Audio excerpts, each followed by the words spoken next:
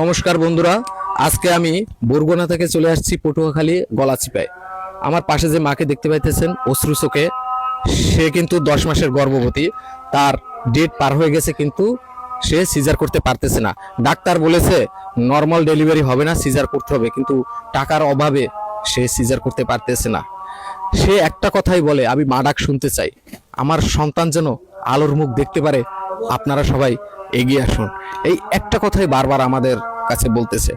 তাই আমি আপনাদের সকলকে অনুরোধ করব, যে যা পারেন স্ক্রিনে দেওয়া নাম্বারে দান করিবেন এই মায়ের জন্য। আচ্ছা, দর্শকরা যে দেখতে আছে, আপনার কি চাওয়ার আছে দর্শকদের কাছে? আমার স্যার বলতে খালি আমার সন্তান যেন পৃথিবীর আলো দেখতে পায়, আমি যেন মা ডাক শুনতে পারি।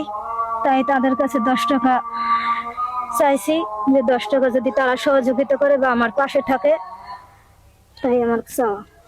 তো শুনতেই পেলেন মায়ের কণ্ঠে, সে সন্তানের মুখ দেখতে চায়, সে যেন আলোর মুখ, তার সন্তানকে যেন আলোর মুখ দেখাতে পারে। আপনারা সবাই এগিয়ে আসবেন, হয়তো 10টা টাকা দিবেন, নাহলে এই ভিডিওটা একটা শেয়ার করে এই অসহায় মায়ের পাশে দাঁড়াবেন।